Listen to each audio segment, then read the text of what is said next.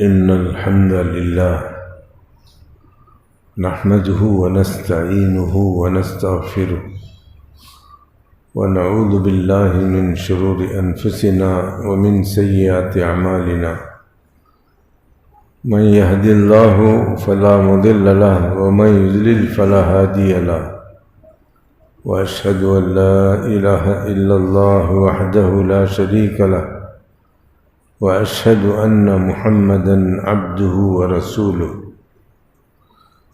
يا أيها الذين آمنوا اتقوا الله حق تقاته ولا تموتن إلا وأنتم مسلمون يا أيها الناس اتقوا ربكم الذي خلقكم من نفس واحدة وخلق منها زوجها وبث منهما رجالا كثيرا ونساء واتقوا الله الذي تساءلون به والأرحام إن الله كان عليكم رقيبا يا أيها الذين آمنوا اتقوا الله وقولوا قولا سديدا يصلح لكم أعمالكم ويغفر لكم ذنوبكم ومن يطع الله ورسوله فقد فاز فوزا عظيما أما بعد فإن خير الحديث كتاب الله وخير الهدي هدي محمد صلى الله عليه وسلم وشر الأمور محدثاتها وكل محدثة بدعة وكل بدعة ضلالة الضلالة في النار أعوذ بالله السميع العليم من الشيطان الرجيم من همزه ونفخه ونفثه إن الله عنده علم الساعة وينزل الغيث ويعلم ما في الأرحام وما تدري نفس ماذا تكسب غدا وما تدري نفس بأي أرض تموت إن الله عليم خبير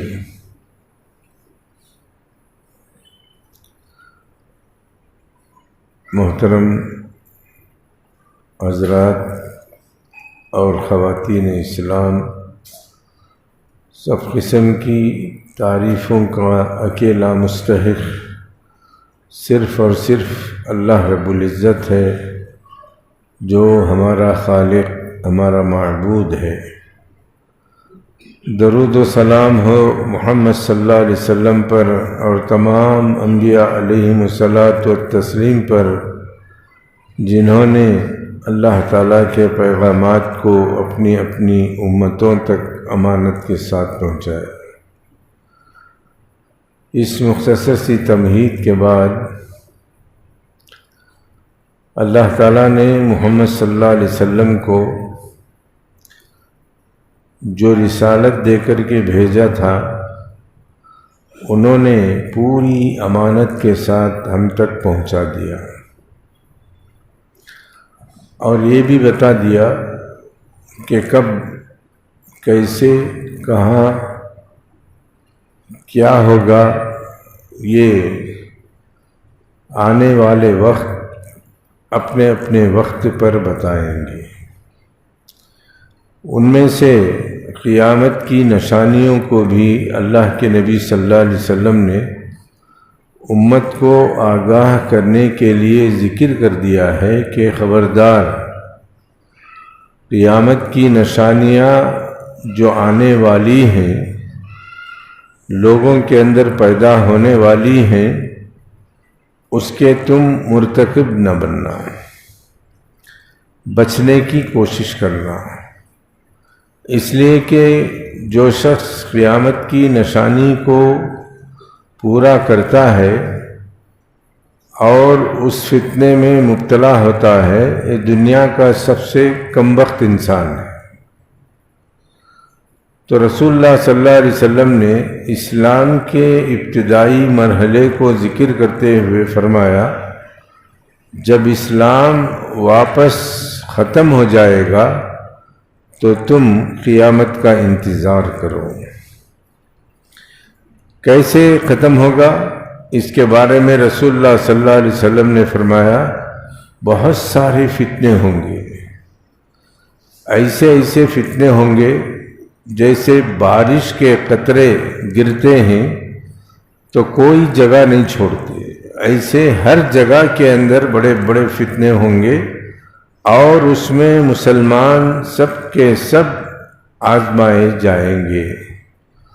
جو اس میں ان فتنوں سے بچ جائے گا وہ صحیح سالم رہ جائے گا. جو ان فتنوں کے اندر مبتلا رہ جائے گا وہ کمبخت اللہ تعالیٰ کے عذاب میں مبتلا کر دیا جائے گا. تو یہ نشانیاں شروع ہو چکی ہیں، مگر ہم لوگ آپس میں اپنا حساب نہیں لے رہے ہیں. سب سے پہلے تو یہ بات جاننا ضروری ہے، حاسبو قبل ان تحاسبو، اپنا حساب لو اس سے پہلے کہ تمہارا حساب لیا جائے. ذرا ہمارے معاشرے کی طرف دیکھو، کیسے پینترے بدل رہا ہے اور کیسے اسلام کو ختم کیا جا رہا ہے. یہ دشمن جب سے ہے تب سے اسلام کے پیچھے پڑا ہوا ہے. اب مسلمان خود اسلام کے قاتل بن چکے ہیں اور اسلام کو مٹانے کی کوشش کر رہے ہیں اور اسلام کا بول بالا ہوتے ہوئے دیکھنا پسند نہیں کر رہے ہیں. اس کی اللہ کے نبی صلی اللہ علیہ وسلم نے مثال بتائی، نماز نام رہ جائے گا، ہے کہ نہیں؟ پوچھو ایک مسلمان کو بٹھا کر کے کتنی سنتیں ہیں بتا نہیں سکتا، اور کتنے نوافل ہیں بتا نہیں سکتا، کتنی نمازوں کی قسمیں ہیں بتا نہیں سکتا، زکوٰۃ کسے کہتے ہیں بتا نہیں سکتا، حج کسے کہتے ہیں بتا نہیں سکتا. بس لوگ کر رہے ہیں، ان کے پیچھے ہم بھی جا رہے ہیں، آ رہے ہیں اور سمجھ رہے ہیں کہ ہم نے نماز پڑھ لی، روزہ رکھ لیا، حج کر لیا، سارے کام لوگوں کو دیکھا دیکھی کر رہے ہیں، مگر اس کی روح کیا ہے یہ کسی مسلمان کو معلوم نہیں. کیا یہ مسلمان ہے؟ کیا اسلام اس کا نام ہے؟ ذرا سوچ کر کے دیکھو، اس اسلام کے لیے جان لڑانے والے، مرنے والے صحابہ کرام جانکاری حاصل کرنے کے بعد کیسی کیسی تکالیف اٹھائے. آج ہمارے گھر کے اندر ماں باپ قرآن پڑھانا اپنی اولاد کو پسند نہیں کرتے. یہ بدبخت ماں باپ ہیں. حالانکہ رسول اللہ صلی اللہ علیہ وسلم نے امت کو تعلیم دی تھی، صحابہ کرام کو تعلیم دی تھی کہ تم قرآن پڑھو. خیرکم من تعلم القرآن وعلمہ. سب سے بہترین انسان ہے کیا انگریزی پڑھنے والا؟ کون روکتا ہے تم کو پڑھنے سے؟ مگر قرآن کو کیوں نہیں پڑھتے؟ قرآن آیا کس کے لیے؟ حدیث آئی کس کے لیے؟ ارے فقیر ماں باپ لوگوں سے بھیک مانگتے ہیں، پوچھتے ہیں کہ میرے بچے کا ایجوکیشن کے لیے میں بھیک مانگنے کے لیے آئی ہوئی ہوں. کبھی اس نے یہ نہیں کہا کہ میں اس کو عربی پڑھانے کے لیے بھیک مانگ رہی ہوں. ہے تمہارے معاشرے کے اندر کوئی عورت، کوئی مرد اپنے بچوں کو قرآن پڑھانے کے لیے بھیک مانگتا ہے؟ نہیں مانگتا. کیوں؟ اسے پڑھانا ہی نہیں چاہتا اور پڑھتے ہوئے اسے طعنے بھی دیتا ہے.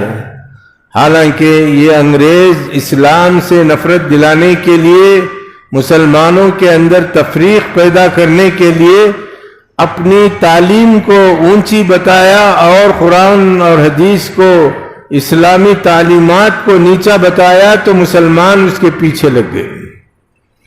آپ کتنا پڑھ کر بھی کیا ہو جائے، آپ قوم کے امام نہیں بن سکتے. کسی ڈاکٹر کو مسلح پر کھڑایا جاتا ہے، کسی سائنسدان کو کھڑایا جاتا ہے نماز پڑھانے کے لیے.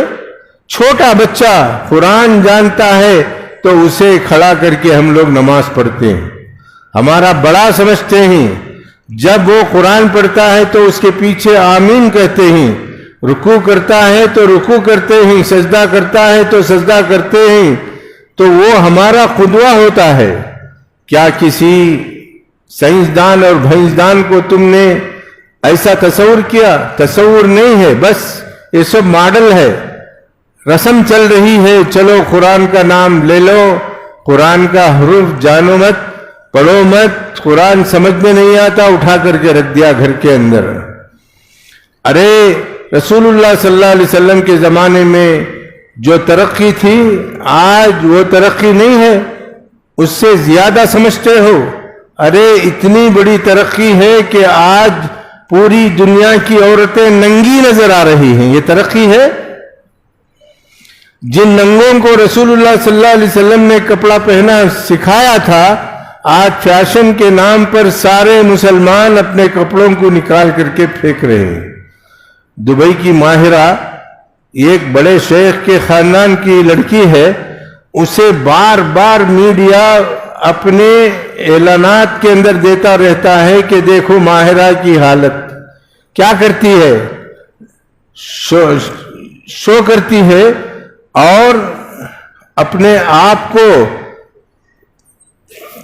مشہور کرنے کے لیے ننگے ننگے لباس پہن کر کے لوگوں کو بتاتی ہے، اور لوگ موقع سمجھ کر کے بتاتے ہیں کہ دیکھو جن عربوں کے لیے اسلام لایا گیا تھا وہ لوگ آج ننگے ہونا پسند کرتے ہیں.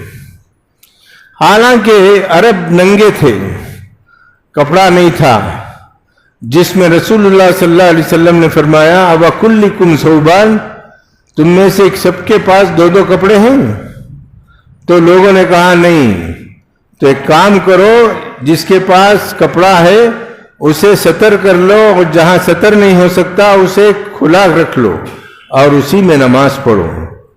اور عرب بالکل ننگے خانے کعبہ کا طواف کرتے تھے، ننگے، مادرزاد ننگے.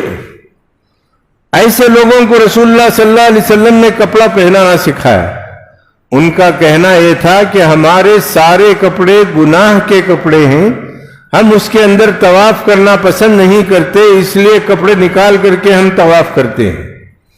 وہ نبی جو عربوں کو کپڑا پہنانا سکھایا، ساری دنیا کو کپڑا پہنانا سکھایا، اور اس کی حدیں ذکر کر دی کہ تمہارا کرتا ٹخنے سے اوپر ہونا چاہیے ساری دنیا کے لیے. آج سارے مسلمانوں کے کرتے دیکھو، پینٹ دیکھو، یہ اسلام کے خلاف کام کرنے کو پسند کرتے ہیں اور اسلام پر چلنے کو ناپسند کرتے ہیں. یہ بھی قیامت کی نشانی ہے، یہ بھی قیامت کی نشانی ہے. ہمارے نوجوانوں کو دیکھو، سر کتنے بڑے بڑے ہیں، ان سر کے اندر اسلام کا کوئی معنی بھی نہیں ہے، اسلام کے معلومات بھی نہیں ہیں، اور اسلام پر عمل کرنے کی خواہش بھی نہیں ہے. زیادہ سے زیادہ ہم جان سکتے ہیں کہ وہ مسجد کے اندر آتے ہیں، نماز پڑھتے ہیں، اور نماز بھی صحیح پڑھتے ہیں یا غلط پڑھتے ہیں اس کا بھی ہم کو علم نہیں. کیوں؟ کسی کی نماز ہم نے سنا نہیں، دیکھا نہیں، اور اس کو پڑھتے ہوئے وہ سمجھا ہے یا نہیں یہ بھی معلوم نہیں. اس کے اوپر سرکشی یہ ہے کہ ہم جو کر رہے ہیں وہ صحیح ہے اور دوسرا جو کر رہا ہے وہ غلط ہے. دلائل سے پیش کیا جائے تو بھی اسے ماننے کے لیے تیار نہیں. اس کو مسلمان کہتے ہیں. یہ ہے مسلمان جو اسلام کی توہین کرنا پسند کرتا ہے، اسلام سے نفرت کرتا ہے، اسے مسلمان کہیں گے. رسول اللہ صلی اللہ علیہ وسلم نے فرمایا یہ زمانہ جب آ جائے تو تم قیامت کا انتظار کرو، قیامت قریب آ چکی ہے. تو رسول اللہ صلی اللہ علیہ وسلم نے یہ بات بتائی اور اسلام پر یہ وقت آ چکا ہے.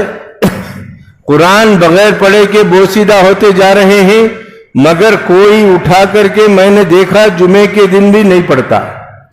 بس وہ فون کے اندر دیکھتا ہے کیا قرآن پڑھ رہا ہے یا فوٹو دیکھ رہا ہے، فلم دیکھ رہا ہے، سیریل دیکھ رہا ہے یا دنیا کا نیوز دیکھ رہا ہے وہ معلوم نہیں.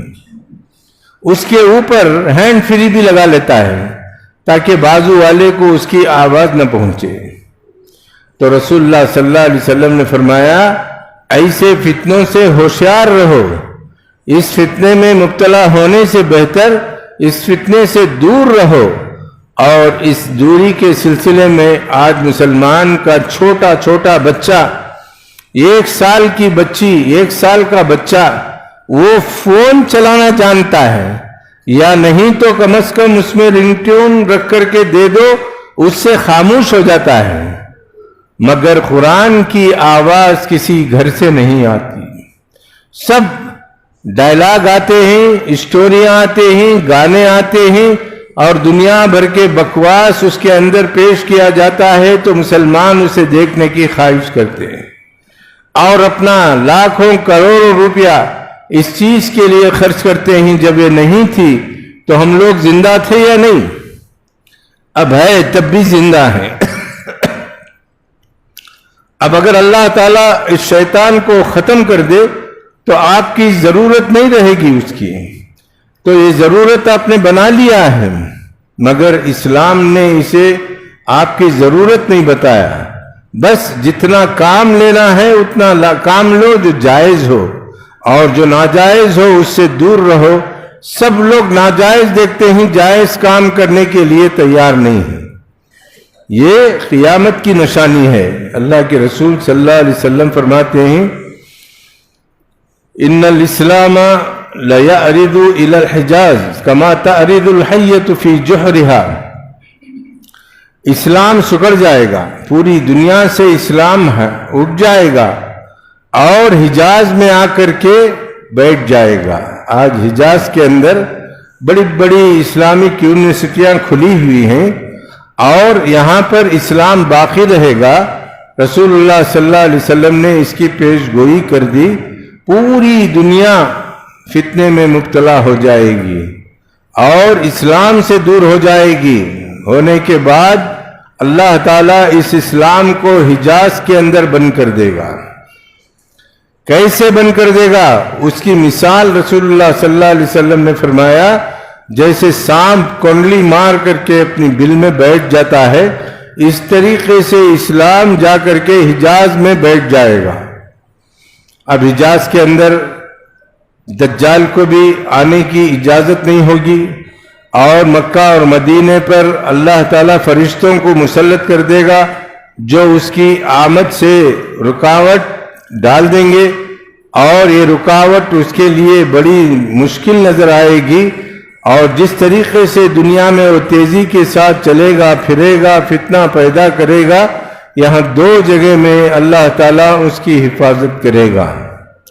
پھر اللہ کے نبی صلی اللہ علیہ وسلم نے فرمایا بدأ الاسلام غریبا وسيعود كما بدأ، اسلام شروع ہوا، اسے کوئی پہچاننے والا نہیں تھا۔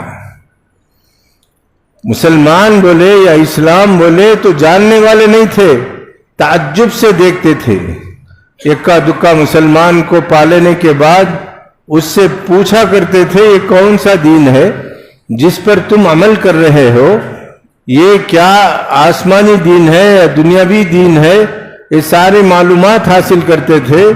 تو رسول اللہ صلی اللہ علیہ وسلم نے فرمایا جب یہی حالت دنیا پر آئے گی تو سمجھ جاؤ کہ قیامت قریب ہے، قیامت قریب ہے۔ تو آج اسلام کے پڑھنے والے 100 میں کتنے ہیں؟ 1% بھی نہیں ہیں۔ پوری دنیا کی آبادیوں میں اسلامیات کی جتنی یونیورسٹیاں ہیں ان کا تناسب اٹھا کر کے دیکھو، 1% بھی عربی کے پڑھنے والے نہیں ہیں، بلکہ 0.5% ہوں گے، تو وہ بھی شوق والے پڑھتے ہوں گے، جو نہ شوق نہیں رکھتے وہ بھی جا کر کے اپنی صفائی پیش کرنے کے لیے شریک ہوتے ہوں گے اور وہاں دروس میں بیٹھتے ہوں گے، مگر ان کے دماغ میں کچھ بھی نہیں ہوگا۔ ایسے بھی لوگ ہیں یونیورسٹیوں میں پڑھنے والے، کچھ دلچسپی لے کر کے پڑھتے ہیں، کچھ دلچسپی کے بغیر پڑھتے ہیں، کچھ پہچان پہنچانے کے لیے پڑھتے ہیں، کچھ اپنے لیے بھی فائدہ پہنچا نہیں سکتے۔ ایسے لوگ آپ کو بہت ملیں گے۔ تو یہ اسلام کی حالت ہو جائے گی، اسلام کے ساتھ ایسا مذاق چلتا رہے گا یہاں تک کہ اللہ تعالیٰ اپنے دن پورے کرنے کے بعد اس دنیا پر قیامت کا زلزلہ لائے گا۔ دیکھو کتنا اللہ کے رسول صلی اللہ علیہ وسلم نے فکر مندی کے ساتھ اسلام کو پہنچایا تھا، دین کو پہنچایا تھا، آج اتنی بے فکری سے اس کو پامال کر رہے ہیں اور اس کی دھجیاں اڑا رہے ہیں. یہ کوئی غیر نہیں ہے، یہ مسلمان کر رہے ہیں. مسلمانوں کو اب بھی ہوش سنبھالنا چاہیے. کم از کم اللہ تعالیٰ ان کے مرنے کے بعد ان سے پوچھے اسلام کیا ہے، کیا جواب دو گے؟ ایمان کیا ہے، کیا جواب دو گے؟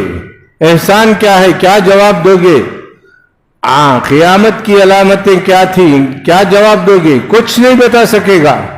جب امتحان میں کچھ نہیں بتائے گا تو اسے پاس کیا جائے گا، اسے پاس کر دیں گے. اور وہ مدارس جو بغیر پڑھے کے لوگوں کو پاس کرا دیتے ہیں وہ بیوقوف ہیں اور بیکار کی درسگاہیں ہیں. جو پڑھاتے ہیں وہ برابر امتحان بھی لیتے ہیں اور امتحان کے اندر کامیابی کے بعد اسے خوشخبری سے نوازتے ہیں. یہ حالت آج مسلمانوں کی ہے. مسلمان اپنے دین کی خیر منا رہے ہیں اور ان کو کوئی افسوس بھی نہیں ہے. دشمن چاہتا بھی یہی ہے، مسلمان اس کا ساتھ دے رہے ہیں ساتھ دے رہے ہیں اور ان کی باتوں پر عمل کرتے ہیں. اب دیکھو کتنے پڑھانے والے اسلام سے نفرت کرتے ہیں. ارے بھئی آپ کے بچے کو قرآن حافظ بنا دو.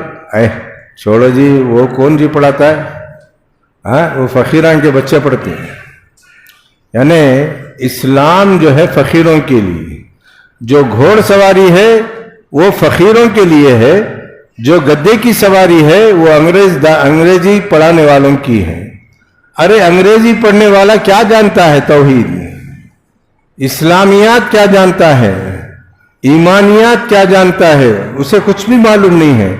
مر جاتا ہے جیسے جانور کی طرح زندگی گزارا، کھایا پیا، موت آئی، مر گیا، لے جا کر کے مٹی میں ڈال دیا گیا.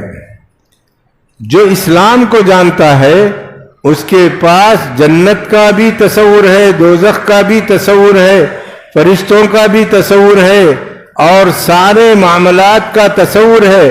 اور وہ ایک نہ ایک دن اللہ تعالیٰ کے دربار میں حاضر ہونے کا تصور ہے اور اللہ تعالیٰ اس سے محاسبہ کرے گا. تو جنت اور دوزخ کا تصور ہے. اس کے مقابل میں یہ آدمی کتنا اونچا ہے کتنا نیچا ہے آپ خود فیصلہ کر لو. صبح کی نماز تو پڑھتا نہیں، 9 بجے اٹھ کر کے بیڈ کافی مارتا ہے، سارا منہ کا زہر بغیر دھلے دانتوں کا پیٹ میں چلا جاتا ہے اور اس کی صبح ہوتی ہے 9 بجے. یا نہیں تو صبح سویرے اٹھ کر بغیر دانت رگڑے کے واکنگ کو جاتا ہے. کیا بچانے کے لیے؟ اپنی صحت بنانے کے لیے. کتنی بڑی بھی صحت بنا لے، اسے فکر دیکھو اپنی دنیا کی ہے، آخرت کی فکر نہیں ہے. اپنی صحت بنانے کے لیے واکنگ جاکنگ سب کرتا ہے اور مرنے کے بعد لے جا کر کے اسے ڈال دیا جاتا ہے. اس کے پاس نہ اسلام کا تصور تھا، نہ ایمان کا تصور تھا، نہ اللہ کا تصور تھا، نہ رسولوں کا تصور تھا، کسی کا بھی نہیں. ایسے شخص کے ساتھ اللہ تعالیٰ کیا سلوک کرے گا یہ ذرا جاننے والا کون ہے؟ اسلامیات پڑھنے والا جانتا ہے، اور جو دنیاوی علوم پڑھتا ہے اسے کیا معلوم ہے؟ سب کچھ میری دنیا ہے. اس طریقے سے قیامت کی نشانی ہمارے گھروں کے اندر شروع ہو چکی ہے اور بہت زمانہ اس پر لگ گیا ہے، مگر اب تک بھی مسلمان فکر مند نہیں ہیں اور اپنے آپ کو بچانے کی کوشش نہیں کر رہے ہیں. بڑے افسوس کی بات ہے. افسوس کیجئے اور اپنے مستقبل کو بنانے کی کوشش کیجئے اور مستقبل میں اسلام کو زندہ رکھنے کی کوشش کریں اور اسلام پر چل کر کے مسجدوں کو آباد رکھیں. آج مسجدیں کیا ہیں؟ کیا ہیں مسجدیں؟ ایک پارلیمنٹ ہاؤس کے جیسا لوگ آتے ہیں، بیکار کے گپے شپے لگاتے ہیں اور چلے جاتے ہیں. آج ہمارا یہ حال ہے. ایک جاہل علماء کی سرپرستی کر رہا ہے. جمعیت کا بڑا کون ہے؟ سب سے بڑا جاہل. 2 رکعت نماز پڑھانے نہیں آتا. انہیں ناظم، اس کا جمعیت کا ناظم، صورت دیکھو اس کا علم دیکھو, اسے نماز پڑھانے کا ڈھنگ تک نہیں, نماز پڑھانے آتا بھی نہیں, ایسے شخص کو آپ نے بڑا بنا لیا. یہ عقل مندوں کا کام ہے. مسجدوں کو ویران کرنے کے لیے مسجدوں کے اندر سیاست شروع کر دیا. جیسے بی جے پی یا کانگریس اس قسم کی پارٹیاں ہیں, آج مسلمانوں کی بھی پارٹیاں بن گئی ہیں جو مسجدوں کے اندر اپنی پارٹیوں کو لا کر کے یہ میری مسجد, یہ ہماری مسجد, یہ اس کی مسجد کو چندہ دیے جماعت سے تم نہ باہر کر دوں گا. دیکھا, اے ناظم ہے, اتنا بڑا جاہل ہے, ہر سفیر آ کر کے میرے پاس شکایت کرتا ہے. اب اسے کوئی نکال کر بھی پھینکتا نہیں اور سب صبر کر کے اسی کو بناتے بناتے چلے جا رہے ہیں اور امت کے اندر انقلاب لانے کی کوشش نہیں کرتے. تو یہ ہے مسلمان. پہلے ایک ایک آدمی ایک ایک گاؤں کو بڑا بن جاتا تھا اور ان کی اصلاح کر کے ان کو اسلام پر لاتا تھا. آج جن کو بڑا بنا دیا گیا ہے اسے خود اسلام معلوم نہیں ہے. اب تمہارے جمعیت کا ناظم آ کر کے اسلام کو پیش کرو, سنو ذرا, دیکھیں گے, یا ہم سنائیں گے یا پوچھیں گے تو جواب دینے کے لیے کہو, کچھ نہیں کر سکے گا. ایسے جاہل کی سرپرستی کے بارے میں اللہ کے نبی صلی اللہ علیہ وسلم نے فرمایا, اتخذ الناس رؤوسهم جہالا. اللہ کے رسول صلی اللہ علیہ وسلم فرماتے ہیں لوگ اپنا بڑا اپنے جاہل کو بنائے. جتنا بڑا جاہل ہوتا ہے اسے اپنا سردار بنا دیں گے. بنایا نہیں, اس کی سرکردگی میں. جو باغی ہے, جو اس سے بغاوت کرتا ہے اسے برا کہا جاتا ہے, جو اس کی تائید کرتا ہے اسے اچھا کہا جاتا ہے. ایسے عجیب عجیب معاملات ہمارے اوپر گزر رہے ہیں مگر ہم اسلام کے بارے میں نہیں سوچتے. سوچنے کی بہت سخت ضرورت ہے. اپنے کو بھی بچانے کی ضرورت ہے, اپنی اولاد کو بھی بچانے کی ضرورت ہے. اس کی طرف سارے معاشرے کو توجہ دینا ہے اور اس کی فکر کرنا ہے. اللہ تعالیٰ مجھے اور آپ کو اس فکر کے اندر کامیاب ہونے کی توفیق عطا فرمائے. رہا مسئلہ سیاسی بحران کے بعد کرناٹکا کے اندر بی جے پی ہار گئی. وہ ایک خوش آئین خبر ہے اور یہ خبر سارے مسلمانوں کے لیے خوشی کا معاملہ ہے کہ اللہ تعالیٰ نے ان کو جو ناپاک ان کے ارادے تھے کہ ہندو مسلم کی سیاست کرو, مسلمانوں کو پورے سرے سے ختم کرو, اللہ تعالیٰ ان کو ختم کرنے کا وقت لا لیا ہے. تو اللہ تعالیٰ جو پارٹی نیچے چلی گئی تھی اسے پھر دوبارہ اقتدار دیا اور اس نے ہمارے لیے سہولیات کا اعلان کیا ہے. وہ 4-5 چیزیں ہیں. یہ عورتوں کو گھر کے اندر نہیں رہنا, پورا کرناٹکا فری پھرتے رہنا, بغیر ٹکٹ کے پھرتے رہنا, گھر کے اندر نہیں رہنا. نمبر 2, کرنٹ کا بل 200 یونٹ تک معاف کر دیا گیا ہے. ابھی اس کے شرائط آنے والے ہیں, دیکھیں کیا ہوتا ہے. 10 کلو چاول مفت دیا جائے گا بی پی ایل کارڈ والوں کے لیے. اور اس کے بعد جو بچہ ایجوکیشن پاس کر کے بیکار ہے اسے 3,000 روپے دیے جائیں گے. بڑی عورتوں کو جو گھریلو زندگی میں مجبور ہیں ان کو 2,000 روپے دیا جائے گا. یہ سارے اعلانات سن رہے ہیں, کب تک کیسے عمل میں آئیں گے انشاءاللہ آئندہ وقت بتائے گا. مگر مسلمانوں کو ہوشیار رہنا چاہیے کہ مسلمانوں کا دشمن وہ بھی پیچھے لگا ہوا ہے. کون ہے وہ؟ بی جے پی. اب تمہارے ساتھ اچھا سلوک ہوگا, تم کو آسمان پر بٹھا دیا جائے گا, تمہاری بڑی بڑی عزت ہو جائے گی. اس دھوکے میں نہ پڑے, اپنا مستقل مزاج رکھیں, پوری اتحاد و اتفاق کے ساتھ. آئندہ کسی بھی پارٹی کو لانا ہے تو اپنے پورے ووٹ ان کو جھونک دینا ہے ताकि वो बरसरे इख्तिदार आ करके मुसलमानों के मफाद में काम करें और अल्लाह से ये भी दुआ करें, अल्लाहुम्मा ला तुसल्लित अलैना मन ला यरहम, ऐ अल्लाह हम पर ऐसे लोगों को मुसल्लत मत कर जो हम पर रहम नहीं करते। ये दुआ है रसूलुल्लाह सल्लल्लाहु अलैहि वसल्लम की। ये भी दुआ हम अल्लाह से मांगते रहना।